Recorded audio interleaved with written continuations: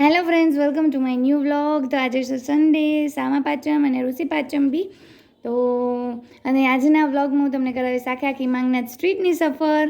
તો તમે લોકો પહેલાં એ ક્લિપ જોઈ લો. અને આજે સામા પાંચમ છે તો સામા બટેટાની ખીચડી છે એ ખાઈ લીધું છે, એનો શોર્ટ્સ છે હું અપલોડ કરીશ. તો જો હજી સુધી તમે ન જોયો હોય તો એ બી જોઈ લેજો. તો તમે બી જોઈ લો માંગનાથ સ્ટ્રીટ, અને હું શું કામ એને ગઈ હતી એ બી જોઈ લો. અને પછી આપણે બ્લોગમાં કન્ટિન્યુ રહીએ. તો સૌથી પહેલાં હું ગઈ હતી વિશાખા મેચિંગ સેન્ટરમાં. મતલબ જો તમને લોકોને યાદ હોય તો અમે જ્યારે સોમનાથ ગયા હતા ત્યારે મેં એક ચણિયાચોળી લીધી હતી. તો મારે લેવું હતું એના માટે મેચિંગ બ્લાઉઝ. તો એટલા માટે અમે ત્યાં ગયા હતા, પણ ત્યાંથી મને મેચિંગ બ્લાઉઝ મતલબ જેવું જોઈતું હતું એવું ના મળ્યું. એટલે પછી અમે ત્યાંથી જોતા રહ્યા હતા ન્યૂ શીતલ જેનેલી શોપિંગ સેન્ટરમાં નીચે શોપ છે, જ્યાં આની પહેલાં પણ હું મારા મમ્મીને લઈને ગઈ હતી. તો આજે બી મમ્મીને છે એ ડ્રેસની શોપિંગ કરવી હતી, તો એટલા માટે આજે હું મારા મમ્મીને લઈને ગઈ હતી. આની પહેલાં તમે વ્લોગ જોયો તો ત્યારે હું ડ્રેસ લેવા ગઈ હતી ત્યારે મારા સાસુ સાથે ગઈ હતી. અને મારે કેટલી શોપિંગ કરવી છે એનો મેં એક શોર્ટ્સ મૂક્યો હતો કે મારે બસ ખાલી એટલું જ લેવાનું છે. તો મારી શોપિંગ તો નથી થતી, પણ બે મમ્મીઓની થાય છે, તો એમાં પણ આપણે તો ખુશ, શોપિંગમાં મજા આવે બસ.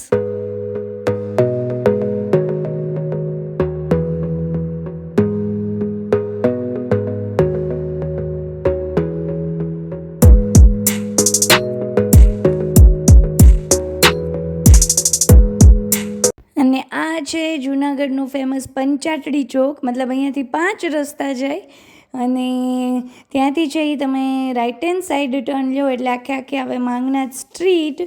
તો હું ત્યાંથી ચાલીને જતી હતી ફરી પાછું જેનેલી શોપિંગ સેન્ટર સુધી. તો તમે પણ આખી માંગનાથ સ્ટ્રીટ છે અને ખુશી કરીને જેમ કે ગમે તે રોડ ઉપર જાઓ ગાયું અને બાયું, પણ સ્ટ્રીટમાં જેવી ચાલવાની ક્યારેક માંડ જગ્યા હોય, પણ છતાંય અહીંયા જેવી મજા આવે એવી ક્યાંય મજા ન આવે.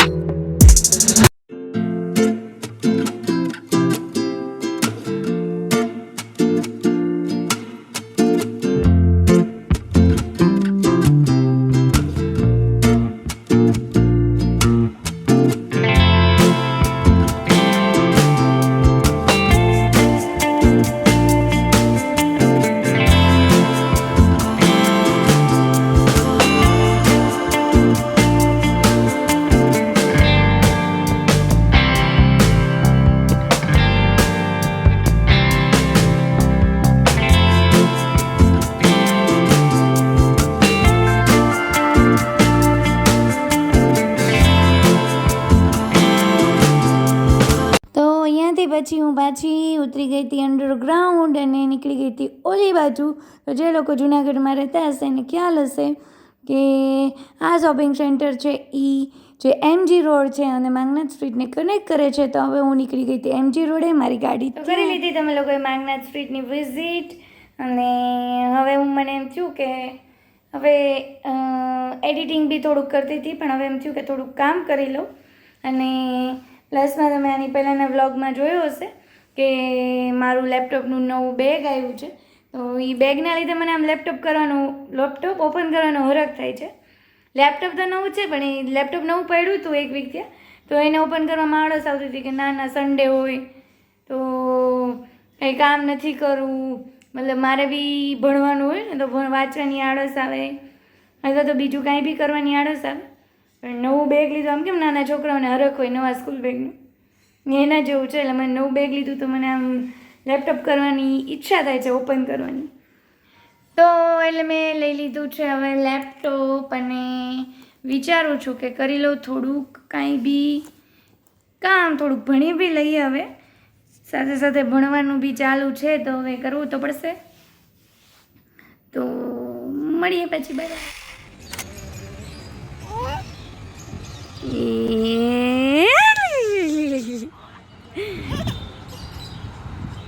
તો સન્ડે હતો તો ખુશીને સાંજે બસ ગાર્ડનમાં જ જવું હતું.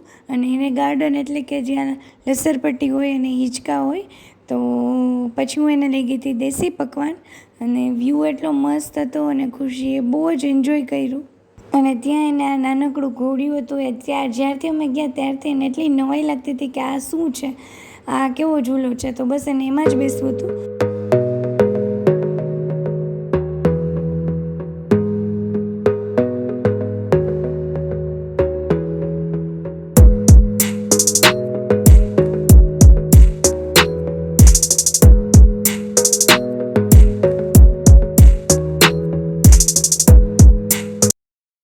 Later that night. બધાને શીખવાડશે.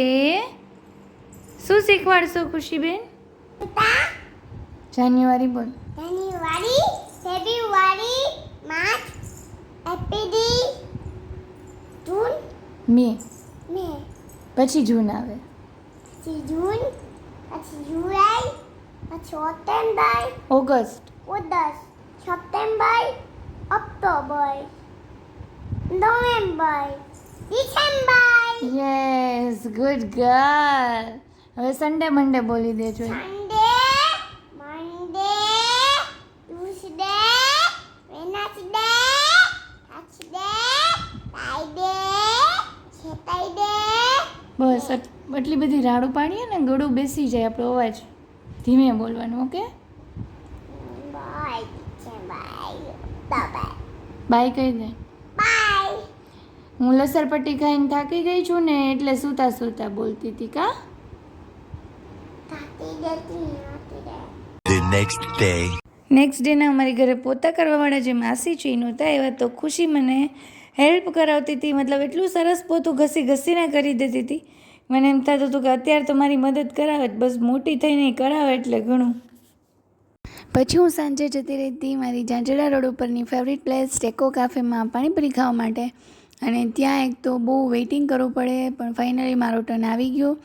તો ત્યાં ખાધી મેં એક પ્લેટ પાણીપુરી અને પછી ત્યાંથી હું જતી દેવનારાયણની રગડાપુરી ખાવા માટે. અને ત્યાં સામે જ ખુલ્લું છે મોડર્ન પૂરી શાક. તો જો કોઈ પૂરી શાક લવર હોય તો ઝાંઝડા રોડ ઉપર ઓપન થયું છે મોડર્ન પૂરી શાક, અને પેલું જે ગીતાબેન ખાખરાવાળા છે એની બાજુમાં. તો હવે હું આ વ્લોગને કરું છું અહીંયા એન્ડ. સ્પેશિયલ એન્ડિંગ લેવા માટે જ મેં મોબાઈલ હાથમાં લઈ લીધો છે. ઘણા દિવસથી છે એ વ્લોગ કન્ટિન્યુ છે, તો એમ થયું કે હવે અત્યારે એન્ડિંગ લઈ લઉં. વચ્ચે 2-3 દિવસ કંઈ શૂટ નહોતું કર્યું કેમ કે ખુશીની તબિયત બરાબર નહોતી, અને તો એમાં હતી. અને બસ એક નાનકડો મેસેજ દેવાની ઈચ્છા થાય છે તો આપી દઉં, પછી જ આ વ્લોગને એન્ડ કરું. કે ઘણી વખત આપણે કોઈ એક વસ્તુની રાહ જોઈને બેઠા હોય કે આ વસ્તુ થશે ને તો મને બહુ ખુશી મળશે, પણ એવું જરૂરી નથી. મતલબ ક્યારની હું વેઇટ કરતી હતી કે મારા 800 સબસ્ક્રાઈબર ક્યારે થશે એમ. તો જે દિવસે થયા તે દિવસે ખુશીની તબિયત સારી નહોતી, તો મતલબ કાંઈ અફેક્ટ જ નહોતું કરતું કે ભાઈ 800 થયા કે 8000 થયા કે જેટલા બી થયા એમ. તો હું એક બુક વાંચતી હતી, એમાં બી લખ્યું હતું કે તમારી એ બધી હેપીનેસ છે ને એ બધી ટેમ્પરરી હોય, પણ તમારા પરમેનન્ટ હેપીનેસ તમને ક્યાંથી મળશે એના ઉપર ફોકસ કરો.